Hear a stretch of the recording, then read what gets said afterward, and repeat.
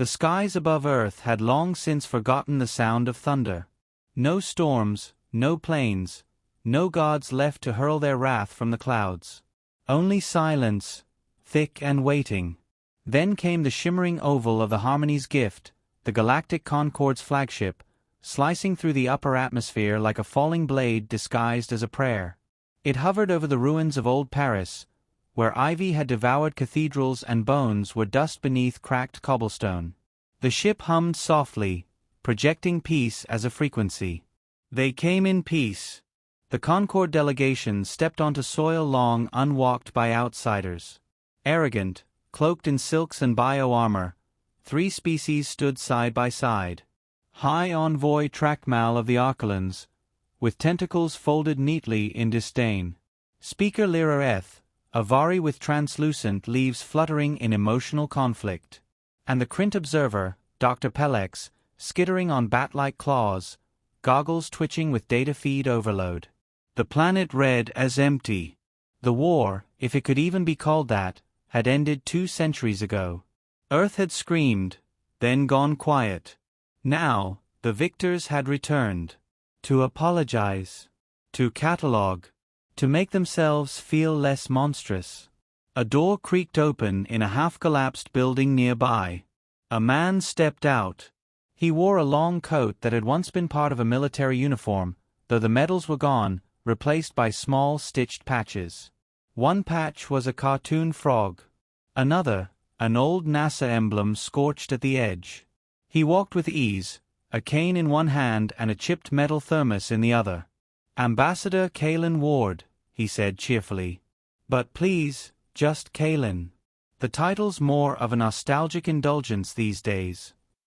The aliens blinked, startled. Their scans had detected no life. Not above ground. Trackmal recovered first. "We were under the impression Earth was uninhabited." Kalen sipped from his thermos. "Easy mistake. We like our privacy." Speaker Lirareth stepped forward gently. "We come bearing an apology, Kalen of Earth. A treaty. Reparations. Healing." "Ah." Kalen gave a soft smile, tilting his head. "That's sweet. I do enjoy a good healing. Especially after attempted genocide." Pelex squeaked. "We had to act. Your species was unstable. Volatile." "We were alive," Kalen said. "There's a difference. You should have asked first." An uncomfortable silence fell. Lirareth's leaves trembled faintly, sensing not hostility, but something stranger. A stillness in Kalen's mind, like a lake so deep nothing could reach its bottom. "Would you care for tea?" he offered, gesturing behind him. "It's not from Earth, unfortunately. Grew it hydroponically in a bunker. Tastes like boiled lawn clippings, but the ritual's soothing." Trackmal's translator buzzed. "We did not come to drink weeds. We came to end a mistake." Kalen raised an eyebrow. "You're 200 years late. But I suppose it's never too late to apologize. History books will call this progress." "We have no records of human survivors," Pelex said, antennae twitching. "None. This is irregular." Kalen gestured broadly to the ruins. "We made sure of that. Wiped our networks. Killed our satellites. Staged our death like artists." Lirareth's voice barely carried, "Why?" He leaned forward, eyes still warm but empty of softness. "Because you came in peace the first time too." A beat. "Please," Kalen added, tone switching back to light. "Let me show you around. We've tidied up a bit. Most of the radioactive zones have calmed down, and the AI security drones are on a leash." "Probably." They followed, reluctantly. As they moved through the husk of a once proud capital, Pelex scanned obsessively. The buildings were too intact. Power lines still had juice. And buried beneath the surface, faint energy pulses echoed like a slumbering beast's heartbeat. "You were prepared for us," Trackmal said finally. Kalen paused, amused. We've always been prepared for you. They passed a statue half swallowed by vines. A mother holding her child, both faces burned smooth by time. We kept it as is, Kalen said, to remind ourselves what mercy looks like. We're slow learners, but when we commit. He trailed off as they reached an archway marked Resistance Humane. Underneath, scorched into steel, was a quote in 6 languages. Forgive, but never forget. Forget, and you will repeat. Pelex whispered. You waited. All this time, you waited. Kalen turned, smile unwavering. Oh no. Waiting implies we were idle. We've been quite busy, dear doctor. Rebuilding. Planning. Watching your species evolve. Or rather, repeat. Trackmal's voice had grown clipped. This is theater. A performance. Of course it is, Kalen said, sipping again. But you bought front row seats. A low hum began to echo from above. The aliens looked skyward. One of their own orbiters, a stealth scout ship they thought undetectable, was now visibly drifting down in flames. Kalen glanced at his wrist. Oh look. Right on schedule. You're attacking us? Lirareth gasped. After all this? No, no, no, Kalen said gently, stepping closer, eyes hard now. You attacked us. Centuries ago. This is response. Polite. Calculated. Overdue response. With tea. You said we were welcome. You are. Kalen tapped his thermos. Just not safe. A voice echoed from nearby. Human. Female. Calm. Clearance complete. Containment sealed. Protocol Razorveil initiated. Trackmal turned pale as a hologram lit the air. Earth's global defense grid, blinking alive sector by sector. You don't understand what's at stake, the Arkelans began. Kalen cut him off with a sharp smile. No, I do. I just stopped caring. And from somewhere deep underground, a vault opened. A child's voice, distorted but real, played through the ruins. They burned our sky. So we buried the stars. The last thing the aliens heard before the ground rumbled beneath them was Kalen's soft chuckle. Peace, he said, is just war with good manners. The ruins stretched like scars across the earth. Steel skeletons and moss-choked towers loomed overhead as Kalen Ward guided the Concord delegation through the cracked remains of what was once New Berlin. I remember when this place smelled like pretzels and ambition, Kalen remarked, stepping over a collapsed tram rail. Now it just smells like rust and history. High Envoy Trackmal scanned the street with suspicion. You're enjoying this performance. I don't perform, Kalen said. I narrate. You're the ones acting surprised. Behind him, Lirareth drifted in silence, her leaves twitching subtly. Something in the soil here, not the ruins, but the rhythm, made her roots ache. Buried systems pulsed faintly. Alive. Watching. Pelex lagged behind, muttering into his recorder. Structural integrity at 60%. Power lines rerouted, but functioning. Zero signs of ecological collapse. Species resilience above predicted threshold. Kalen turned sharply. That's science talk for, we thought you'd be dead by now, isn't it? Pelex froze. That's not. It's all right. Kalen smiled, teeth just slightly too sharp. We expected the arrogance, just not the incompetence. They reached an overlook. Below, the remains of a fusion plant glimmered with pale blue light. Active, automated, self-sufficient. Trackmal frowned. This level of infrastructure maintenance suggests deliberate planning. Kalen nodded. Of course. We weren't going to leave Earth rotting. We just needed to make her look abandoned. And you bought it. Lirareth spoke then, voice like a breeze through shattered glass. You hid. But why keep the illusion now? Why reveal yourselves? Kalen walked to the railing, gazing at the silent plant. Because now, You're standing on the stage. And the show's about to start. The delegation continued through narrow corridors beneath the city. What should have been tunnels for sewage and transport had been repurposed. Clean, reinforced, quietly humming with energy. None of this matches your post-war profile, Trackmal snapped. This entire structure is centuries ahead of your projected capabilities.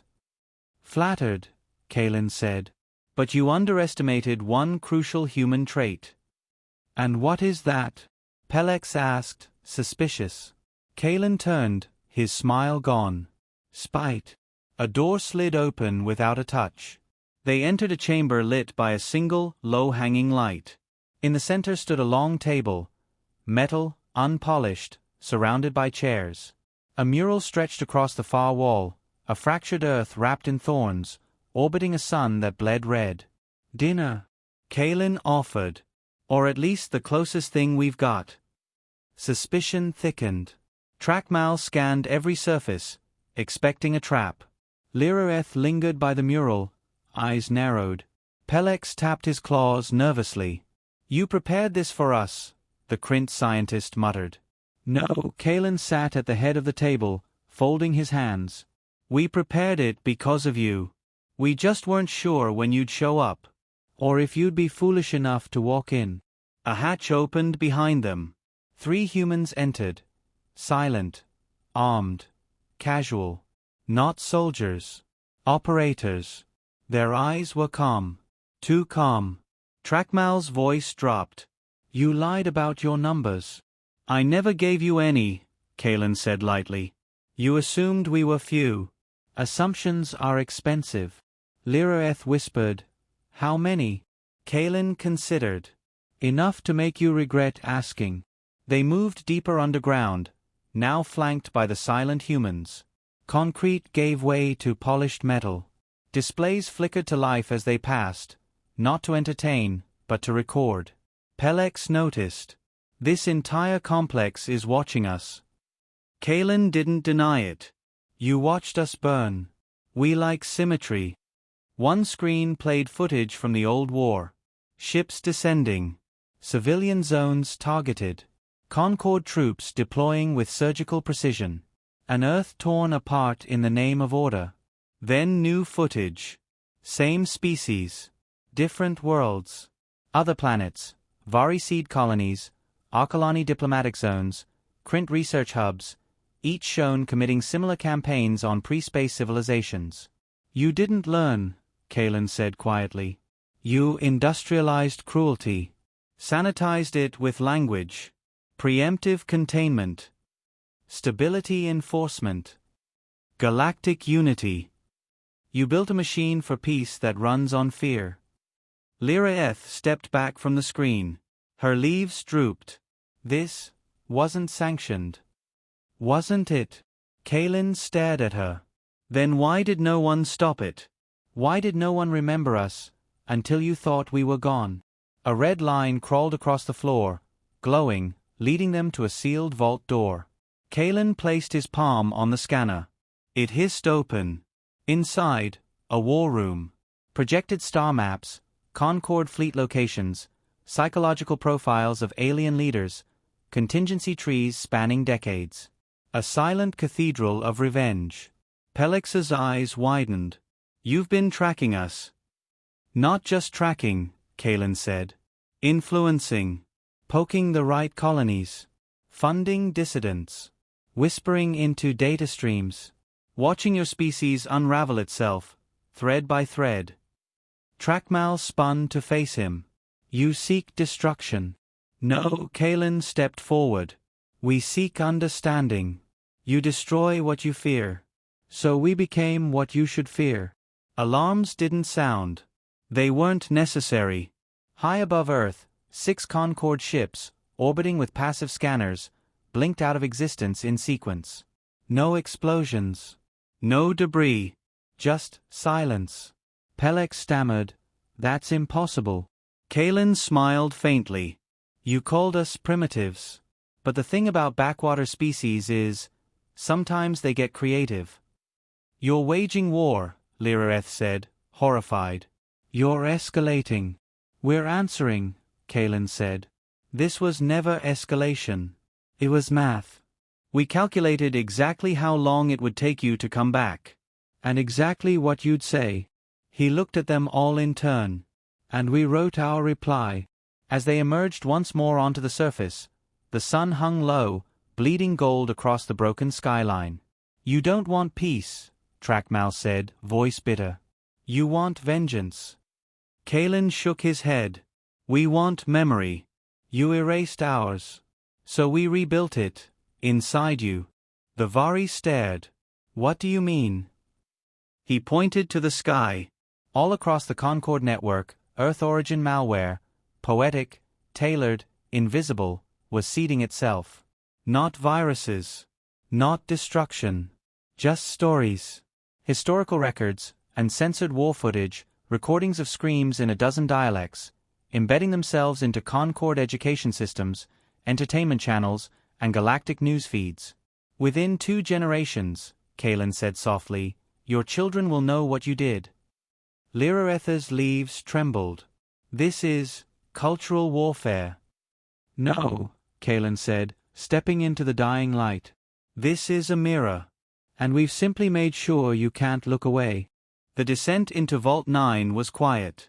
The only sound was the soft hiss of air as the elevator moved deeper into the Earth, beyond the reach of Concord scanners, beyond the last memory of old Earth skies. No one spoke. Not the Archeloni envoy, whose confidence had curdled into suspicion. Not the Vari empath, whose luminous leaves now hung wilted.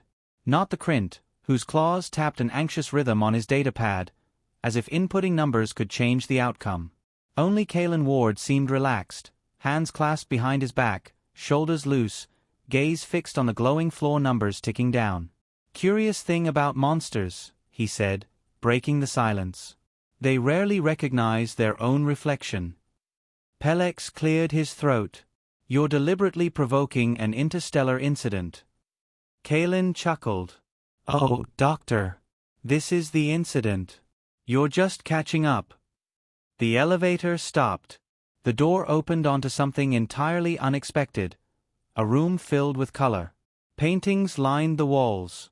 Some abstract, others vivid recreations of cities that no longer existed. A sculpture of a child playing with a mechanical dog stood at the center. Laughter echoed softly from old speakers, looping audio from pre-war parks. Lyraeth stepped forward slowly. This is art. Kalen nodded. We saved what mattered. Culture. Memory. The things your kind couldn't catalog or quantify, so you destroyed them. Trackmal's voice dropped low. We executed a protocol. You executed people, Kalen replied coldly, smile gone. And we made sure someone would remember.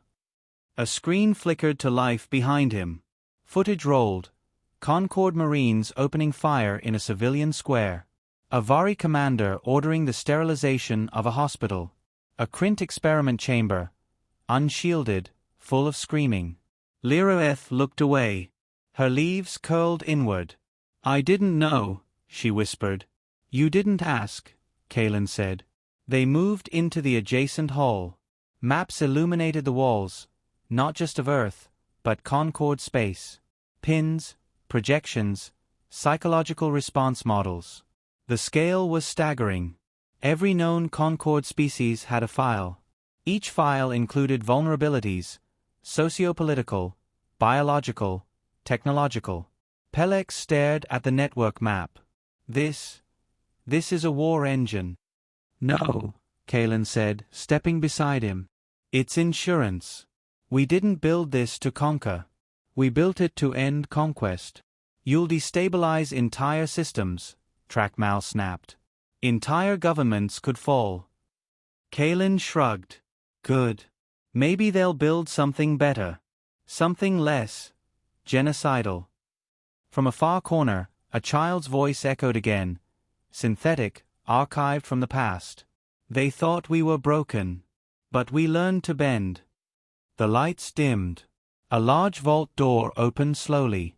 The room beyond was different. Sterile, cold, humming with low-frequency pulses. Inside, stasis chambers. Hundreds. Each contained a human. Breathing. Alive. Sleeping. Lirareth froze. You preserved them. Soldiers. Scientists. Strategists. Families. Kalen walked between the pods like a curator in a tomb. You thought we were extinct. But extinction is inefficient. Trackmal reached for his communicator. It sparked and died in his hand. Kalen didn't stop walking.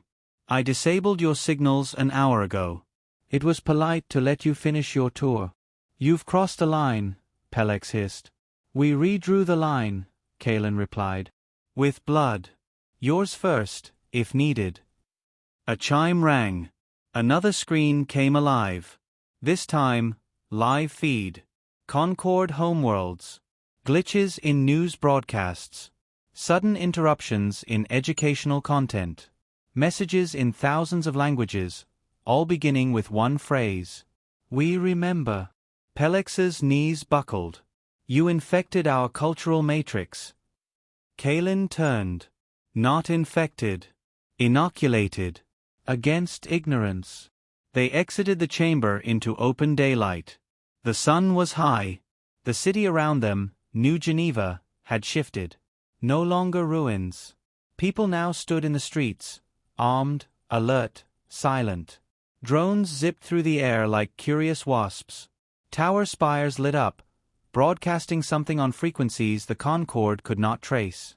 The illusion had dropped. The planet was not broken. It had never been. You think you're righteous? Trackmal asked, voice cracking under the weight of fear. That this makes you moral? Kalen walked ahead, then turned slowly. No, he said. It makes us human. He waved a hand. A massive hollow display activated above the plaza, the faces of every Concord representative who had authorized Earth's containment. Kalen raised his voice, clear and calm. This is not a declaration of war. It's a message. To every species who looks at difference and sees danger. Who calls extermination stability. We are done hiding. We are done bleeding. And we are watching. The display vanished. Silence fell. Then applause, slow, deliberate, from the humans lining the plaza. Lirareth took a hesitant step forward. What happens now? Kalen turned to her. The sun caught the edge of his eye, and for a moment, his warmth returned. That depends on how well your people listen. Pelex's voice trembled. You won't stop here, will you? Kalen leaned in, his voice barely above a whisper. We don't start things, Doctor. We finish them. He stepped back and raised his hand. A signal flashed from a wrist device. Far above Earth, another Concord satellite blinked out of existence. The sky remained blue, but to the Concord, it had never looked darker. Space doesn't scream. It simply deletes. Above a dozen Concord worlds, their satellites blinked out, not with violence, but precision. One moment, they monitored. The next, silence. Not exploded. Erased. Targeted. Forgotten. Kalen Ward stood atop a watchtower in New Geneva, watching the sky with a calm expression, hands folded behind him. Behind him, the alien delegation remained under guard. Their postures had changed. Trackmal no longer postured. Pelex had stopped recording. Lirareth stood still, eyes unfocused, sensing the tremors spreading through the Concord psyche. A voice spoke through the tower's comms, smooth, clipped, female. Phase 3 confirmed. Broadcast nodes active across 96 planetary systems. Cultural payload deploying in 10 seconds. Kalen exhaled. Execute. Far away on Vari Prime, a lullaby stopped mid-note in a child's music cube and was replaced with static. Then a soft human voice whispered a single name. On Arkalani command networks, command line consoles flashed red. Archived memory reinserted. Access was irreversible. Firewalls crumbled. On Krint research stations, auto-sleep AIS woke early, only to discover their entire language matrix rewritten, riddled with human metaphors and recorded war confessions in voices their ancestors buried. Not bombs. Stories. Back in the tower, Pelex broke the silence first. You infected us with guilt. Kaelin didn't turn. No. We reminded you of what you chose to forget. You're weaponizing shame, Trackmore said bitterly. No, Kaelin said. We're distributing truth. He finally faced them. You erased our voice. So we've installed it permanently in yours. He motioned toward the open plaza below. Crowds of humans watched silent holos, footage from Concord's first arrival 2 centuries ago. Images of burning cities. Screaming children. Calm alien commanders calling it a mercy intervention. Lirareth whispered, they'll revolt. Maybe, Kaelin said. Or maybe they'll remember. Memory's a dangerous thing, Speaker. You'll destabilize galactic order. Kaelin nodded. That was the plan. Inside the war room, Earth systems coordinated quietly. No panic. No last-minute decisions. Everything had been scripted generations ago. Each phase plotted, each reaction modeled. Humanity had not emerged from hiding for revenge. They emerged for leverage. In their absence, the Concord had grown soft in truth. They believed they were the peak. Unquestioned. Immune to consequence. Now they were haunted by the past, and every broadcast bore a human face. Children across Concord worlds asked who the girl in the blue coat was. Why she screamed. Why her city burned. Mothers didn't have answers. Fathers didn't have excuses. Trackmore stepped forward, chest barely holding composure. What do you want? Kaelin's gaze was steady. I want your species to wake up every day and know exactly what it means to crush a planet. I want guilt baked into your language. I want children to learn our names before they learn yours. Pelix's voice was dry. You're rewriting culture. Kaelin nodded once. Exactly. He stepped forward, tone quiet but sharp. We don't need to conquer. We don't need fleets. All we needed was for your story to lose its monopoly. They brought the delegation into the memory chamber, a sphere of glass and projection, suspended by grave magnetic threads. Inside, it played one story on loop. The fall of Mumbai. The aliens stood in silence as the visual sun folded around them. Buildings collapsing under orbital fire. Civilians running. Human soldiers forming lines, defiant, doomed, proud. No narration. No exaggeration. Just loss. Then came the shift. It cut to Concord command rooms, laughing officers, clinical reports, strategic charts labeling targets as non-sapient clusters. Lirareth turned away. Pelex covered his mouth. Every Concord citizen will see this, Kaelin said. In every home, every school, every interface. You called us feral. You said we lacked restraint. So we restrained ourselves. For centuries. His voice hardened. Now we remove the leash. Back on the surface, the Arkalani envoy tried once more. You can't sustain this. Eventually, it will fade. Sympathy is fleeting. Good, Kaelin said. We're not after sympathy. We're after memory. That lingers. Trackmore stared at him, frustrated. You'd rather humiliate us than negotiate peace. Kaelin's reply came softly. We did negotiate. You just didn't know. Every time one of your senators suddenly backed down. Every time a rebellion on your colonies got better equipment than expected. Every time one of your AIS glitched out mid-censorship protocol. He smiled faintly. You've been negotiating with ghosts. The delegation prepared to leave. Their shuttle, returned to them, signal blockers removed, waited on the rebuilt landing pad. The moment they left Earth, the rest of the galaxy would know that humans were alive, awake, and no longer willing to stay silent. Lirareth paused at the shuttle ramp. What if your story breeds hatred? Kaelin looked up at her. Then we'll live with that. The difference is, we're not afraid of being hated. He stepped back. We just refuse to be forgotten. As the shuttle lifted into the air, a final signal pulsed from Earth. A single sentence, translated into every major Concord language, sent to every official, every leader, every child. They came in peace, but humanity remembered. Above them, Earth rotated slowly beneath the stars. It no longer looked broken. It looked like it had been waiting,